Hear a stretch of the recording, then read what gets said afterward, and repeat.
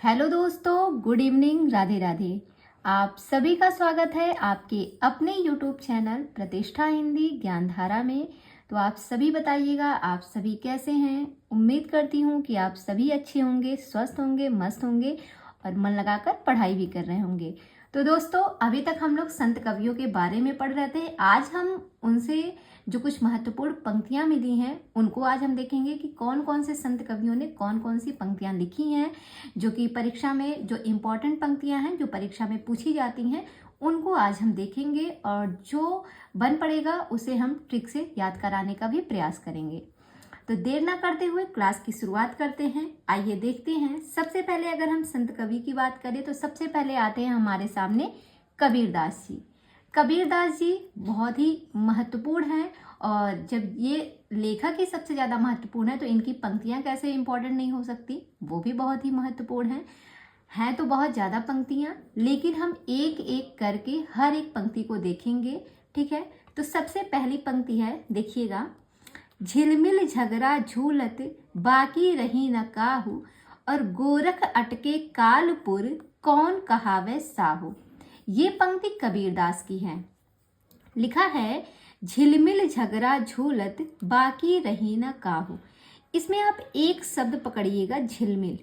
वैसे अभी तक हमने जितनी भी पंक्तियां पढ़ी हैं, किसी भी पंक्ति में झिलमिल शब्द आपको नहीं मिलेगा।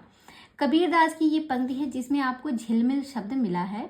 और जब भी मैं इस पंक्ति को पढ़ती हूँ, मैं अपनी तरकीब बता रही हूँ कि मुझे ये पंक्ति याद कैसे है। हो सकता हो इसी की सहायता से आपको भी ऐसे याद हो जाए, तो मैं बस वही चीज़ शेयर करना चाहती हूँ। तो देखिए, झिलमिल है। झिलमिल जब हम पढ़े थे, जब मैं फर्स्ट टाइम इस पंक्ति को पढ़ी थी, तो मेरे दिमाग में ये झिलमिल ना हो करके रिमझिम बार बार आता था। और रिमझिम उस टाइम पे आपको ध्यान होगा, रिमझिम जो शब्द है इससे मिलता जुलता एक गाना बहुत फेमस था, पिछले साल या एक दो साल पहले का ही सॉन्ग है। वो सॉन्ग ये है, उसी से मैंने इसको कनेक्ट किया था और मुझे उसी से ये पंक्ति याद हो गई कि ये कबीरदास की है। तो सुनिएगा वो सॉन्ग। रिम झिम ये सावन फिर बरसाते ले आया है, मौसम मोहब्बतों का खुद चल के आया है, सारे शहर में सिर्फ हमको भिगाया है, मौसम मोहब्बतों का फिर चल के आया है। ये वाला सॉन्ग आप सभी ने सुना होगा। तो अब आप सोच रहे होंगे मैं ये गाना क्यों गा रही हूँ। देखिए, इसमें है कि रिमझिम ये सावन फिर बरसाते ले आया है। बरसाते, तो बरसाते में बर शब्द आया है। ठीक है, रिमझिम ये सावन फिर बरसाते ले आया है, बरसाते में बर शब्द आया। और जब आप कबीरदास को पढ़ेंगे तो कबीरदास में अगर बड़ी ई की मात्रा को हटा दिया जाए तो इसमें भी बर शब्द आया है कबीर में। ठीक है, तो कहीं ना कहीं उस गाने से मुझे ये वाली पंक्ति याद हो गई। उसमें बरसाते में जो बर शब्द है उसको मैंने कबीर से कनेक्ट कर दिया। और जब झिलमिल पढ़ते थे ये हमको हमेशा रिमझिम पता नहीं क्यों दिखता था। दो तीन बार मैंने इसको गलत पढ़ा और चौथी बार जाके मैंने इसको सही पढ़ा, लेकिन अब उस गलती से मुझे याद हो गया तो मैंने उस गलती को कंटिन्यू रखा और आज भी मुझे वो पंक्ति ऐसे ही याद है, मतलब ये वाली पंक्ति ऐसे ही याद है। तो अगर आप लोग भी याद करना चाहते हैं तो इस तरीके से याद रख सकते हैं, कभी भूलेगा नहीं।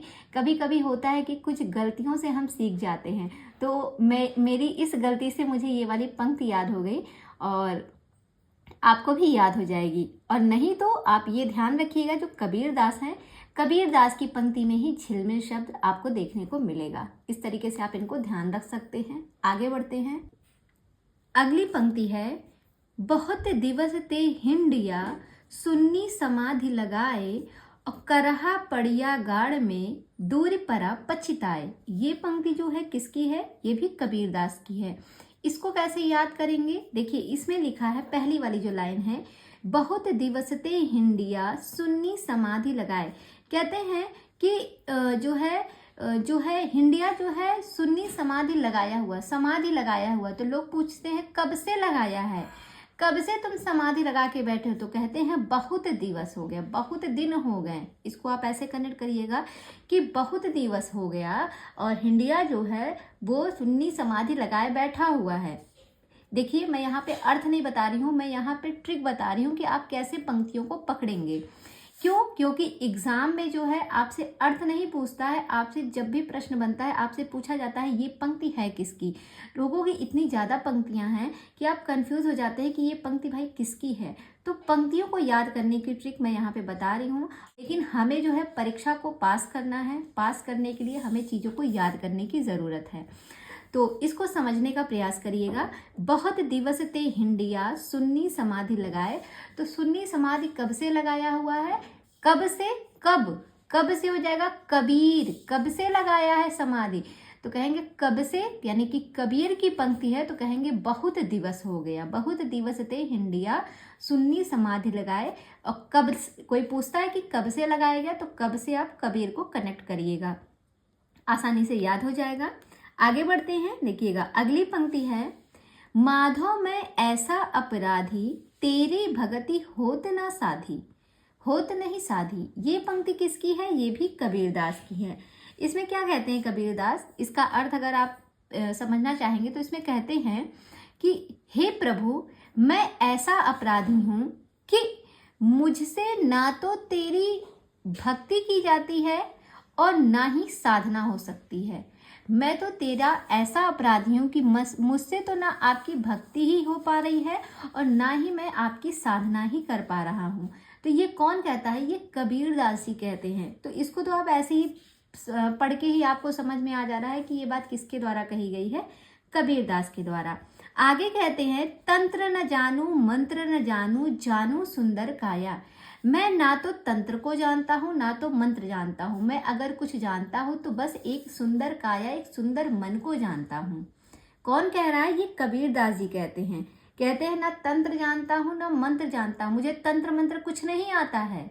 कौन कह रहा है? ये कबीरदास जी कहते हैं कि मुझे ना तंत्र जानना है ना मंत्र जानना है, मैं तंत्र मंत्र कुछ नहीं जानता, मैं अगर कुछ जानता हूँ तो मैं एक सुंदर काया, एक सुंदर मन को जानता हूँ। तो ये सब पंक्तियाँ जो हैं बहुत फेमस हैं, इनको आप इजीली जो है आपके दिमाग में बनी भी होंगी ये किसकी पंक्ति हैं, तो ये कबीरदास की हैं, आसानी से याद रख सकते हैं। अगली पंक्ति है, देखिएगा, हरिरस पिया जानिए जे कबहू ना जाए खुमार, मैं मनता घूमत फिरे ना ही तन की सार। ये भी पंक्ति किसकी है? तो कबीरदास की है।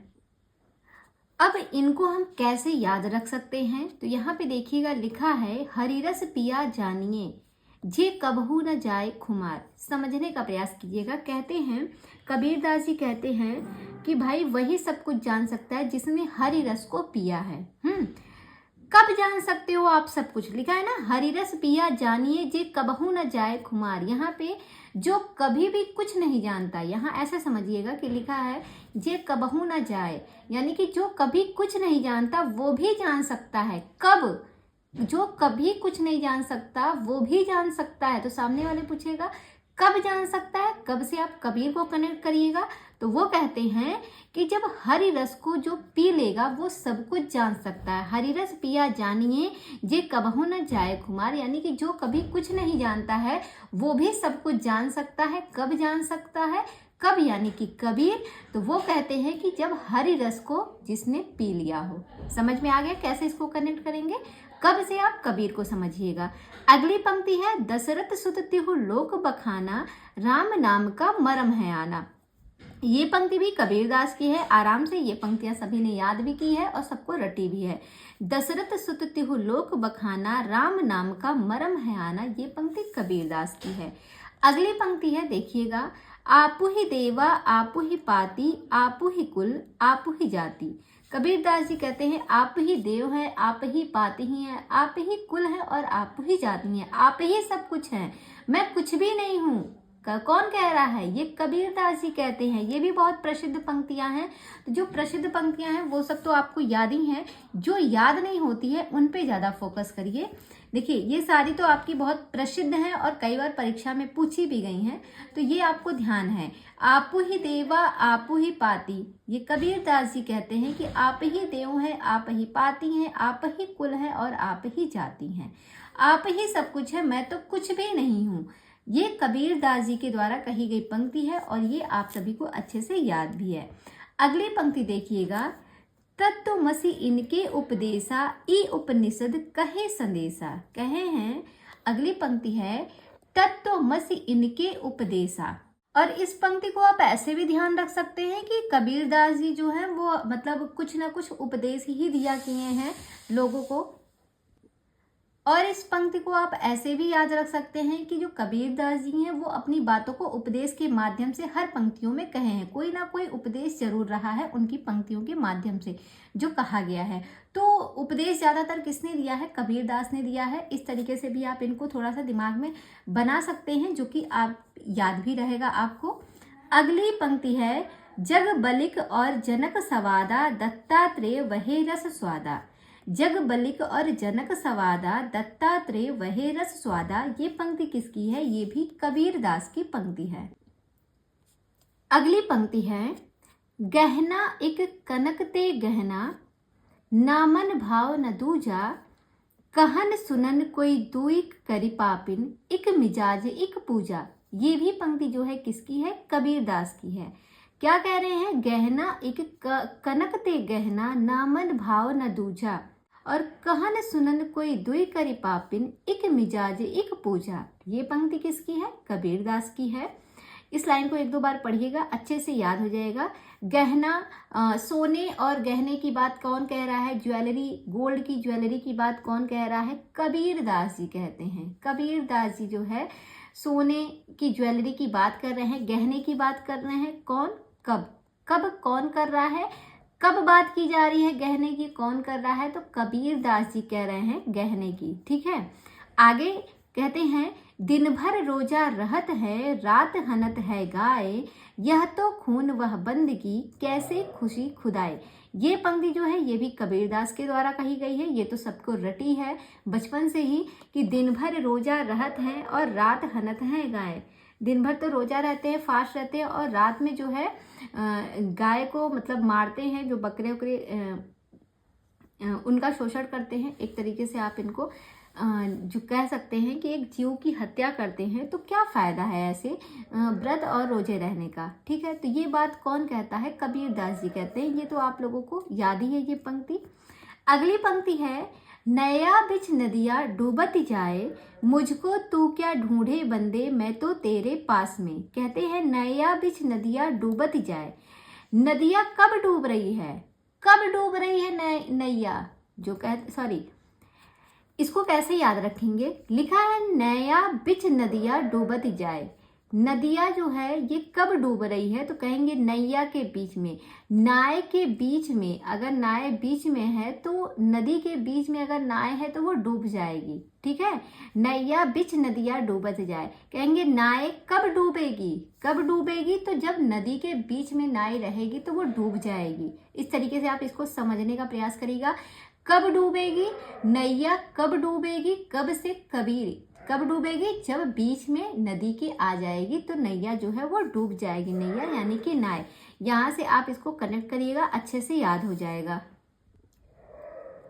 अगली पंक्ति है, मसी कागज छुयो नहीं, कलम गयो नहीं हाथ। ये भी पंक्ति बहुत प्रसिद्ध है, सभी को याद भी है। मसी कागज छुयो नहीं, कलम गयो नहीं हाथ। ये लाइन किसके लिए कही गई है? कबीरदास के लिए कही गई है। कबीरदास जी कहते हैं मसी कागज छुयो नहीं, मैंने कभी कागज को छुआ नहीं और ना मेरे हाथ में कभी कलम ही आई है। मसी कागज छुयो नहीं, कलम गयो नहीं हाथ। कलम को मैंने कभी हाथ तक नहीं लगाया और मैंने कभी कागज को आज तक छुआ भी नहीं है। तो ये कौन कहता है? ये कबीरदास जी कहते हैं। बहुत ही प्रसिद्ध पंक्ति है।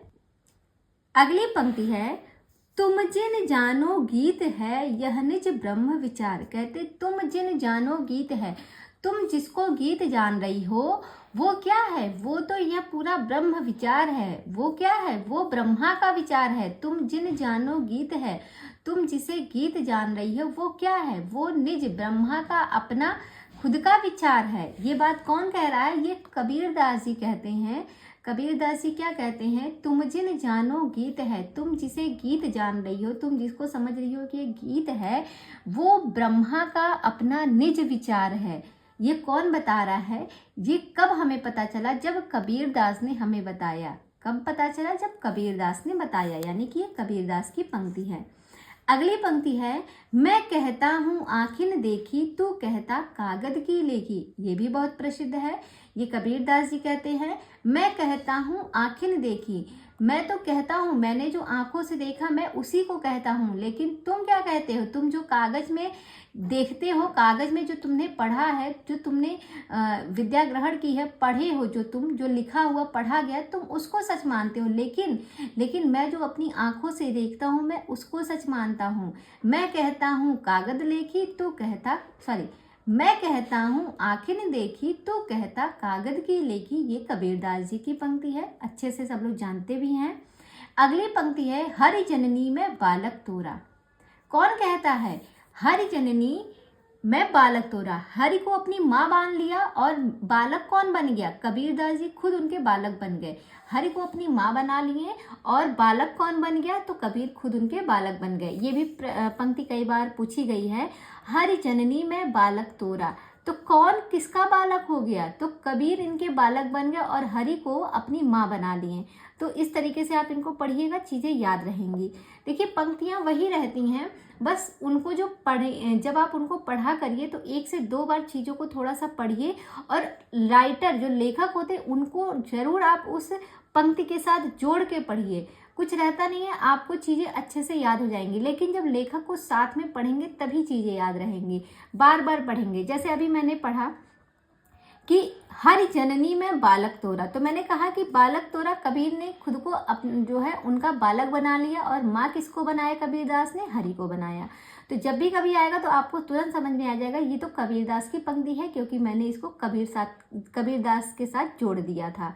तो अच्छे से याद भी हो जाएगा।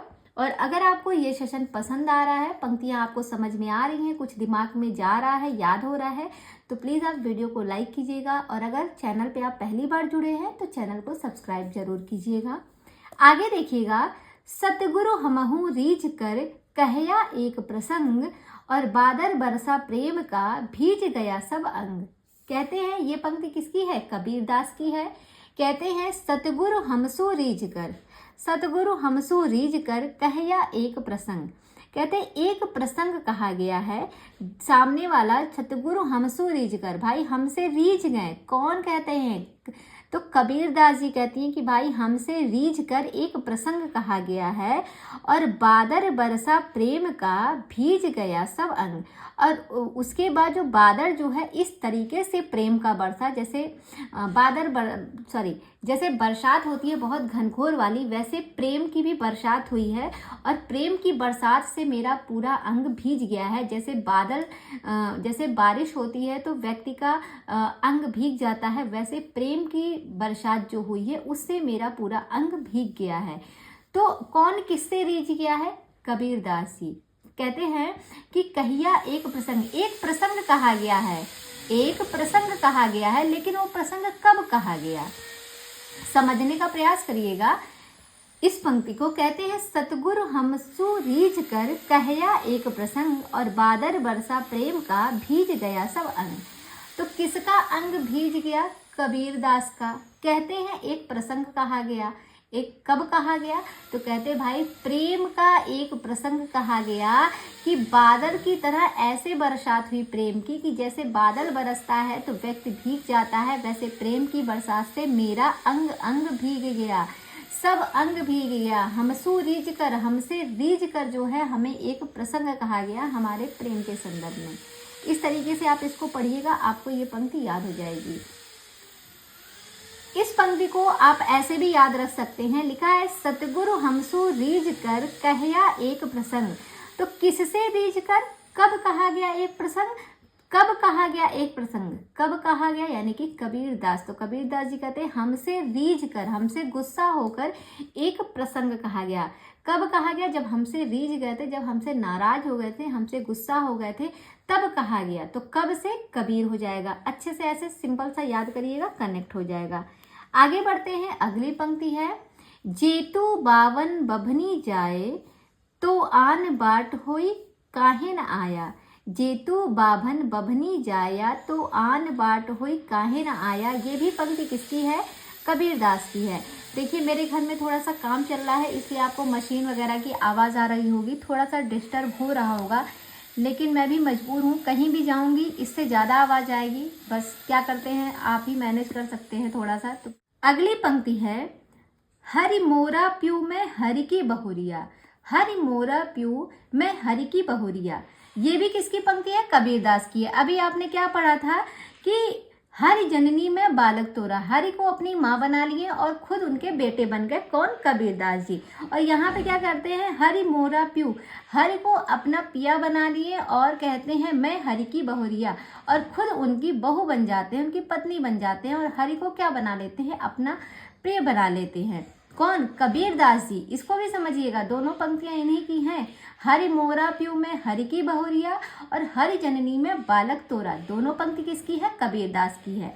अगली पंक्ति है, हमनम है इश्क मस्ताना, हमन को होशियारी क्या। कहते हैं हमनम है इश्क मस्ताना, हमन को होशियारी क्या। कहते हैं इश्क जो होता है वो बड़ा मस्ताना होता है, लेकिन इश्क में कभी होशियारी मत करना।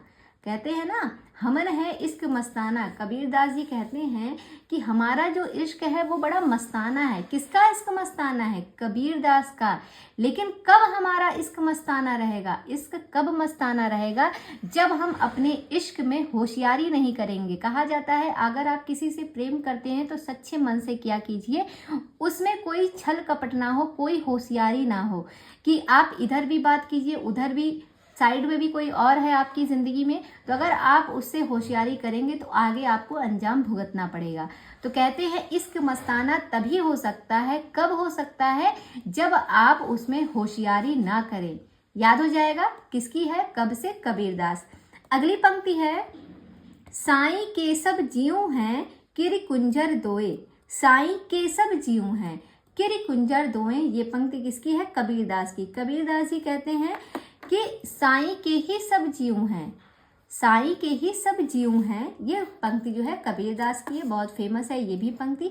आगे देखिएगा अगली जो पंक्तियां हैं, रस गगन गुफा अजर झरै, रस गगन गुफा अजर झरै। ये पंक्ति किसकी है? कबीरदास की है। रस गगन गुफा अजर झरै, कब झरे? रस गगन गुफा अजर झरै। माया महा ठगनी हम जानी, 23वीं पंक्ति है, माया महा ठगनी हम जानी। कब हम जाने ठगनी? तो माया को, माया जो है उसको महा ठगनी हम जाने। कब जाने? बाद में जाने। माया को तो हम बाद में महा ठगनी जाने भाई। कौन कहता है? कबीरदास जी कहते हैं ठगनी हम जानी। किसको जानी? कब जानी? माया तो महा ठगनी है, इसको हम अब जान पाए। माया महा ठगनी हम जानी। तो ये बात किसने कहा? कबीरदास ने कहा। अगली पंक्ति है, जाति न पूछो साधु की पूछ लीजिए ज्ञान। तो कहते हैं अगर आपको किसी व्यक्ति के बारे में, कोई सज्जन व्यक्ति है, तो आपको उससे उसकी जाति नहीं पूछी जाती है, उससे आप उसकी न जाति को मत पूछिए, बल्कि अगर कुछ पूछना है तो आप उससे उसके ज्ञान को समझना चाहिए। आप जो है आप उसके ज्ञान को समझिए, उससे उसकी जाति ना पूछो, बल्कि उससे उसके ज्ञान को समझिए। ये कहा गया है, ये कबीरदास के द्वारा कहा गया है। और ये भी पंक्ति बहुत प्रसिद्ध है, जाति न पूछो साधु की, साधु मतलब सज्जन होता है, पूछ लीजिए ज्ञान। अगली पंक्ति है, मोरी चुनरी में पड़ गयो दाग पिया। ये पंक्ति किसकी है? कबीरदास की। कहते मोरी चुनरी में पड़ गयो दाग पिया। भाई चुनरी है, किसी की चुनरी है, अब पत्नी है, वो आके कह रही है अपने पति से कि भाई चुनरी में दाग पड़ गया। तो वो पूछेंगे ना कब पड़ गया दाग, भाई कब तुम्हारे चुनरी में दाग पड़ गया? अभी तक तो तुम्हारी चुनरी बहुत सही थी। तो कहती है भाई हम गए थे, पिछले दिन शादी में गए थे, वहां पे मैंने कुछ खावा लिया, गिर गया होगा। तो मोहि चुनरी में पड़ गयो दाग पिया। तो पिया पूछते हैं कब पड़ गयो, कब से? कबीरदास कनेक्ट हो जाएगा। अगली पंक्ति है, मेरा तेरा मनुआ कैसे एक होई रे, मेरा तेरा मनुआ कैसे एक होई रे। तो कहते हैं मेरा तेरा मनुआ, मेरा और तेरा मन कैसे एक होगा, कैसे एक होगा, कब एक होगा? पूछते हैं ना जब कोई किसी से प्रेम करता है तो कहते हैं अच्छा ये बताओ मेरा और तुम्हारा मन कब एक होगा, कब से? कबीरदास। तो ऐसे ही यहाँ पे आप इसको समझने का प्रयास करिएगा, मेरा तेरा मनुआ कैसे एक होई रे। तो कहेंगे कब एक होगा? तो जब तुम एक दूसरे को सच्चे मन से चाहोगे तो वो अपने आप एक हो जाएगा, उससे पूछने की ज़रूरत नहीं है। लेकिन अगर छल कपट करोगे, होशियारी करोगे इश्क में, तो फिर तुम्हारी खैर नहीं। तो मेरा तेरा मनुआ कैसे एक होई रे, तो पूछते हैं ना कब एक हुई, यानी कि कबीरदास की पंक्ति है, ऐसे समझिएगा। अगली पंक्ति है, नैना अंतरि आव तू ज्यों तो नैन झपेऊं और पलकों की चिक डार के पिया को लिया रिझाए। ये किसकी पंक्ति है? ये भी कबीरदास की है। कहती हैं, नैना अंतरि आव तू ज्यों तो नैन झपेऊं, पलकों की चिक डार के पिया को लिया रिझाए। पिया को लिया रिझाए, पिया को लिया रिझाए, किसने? पत्नी ने जो है अपने पिया को रिझा लिया। कब रिझा लिया भाई? पलकों के चिक डार के, पलकों की चिक डार के पिया को अपने रिझा लिया।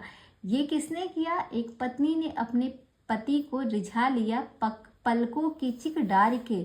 कब रिझा लिया? पलकों की चिक डार के। कब से? कबीरदास आसानी से कनेक्ट हो जाएंगे। आगे बढ़ते हैं।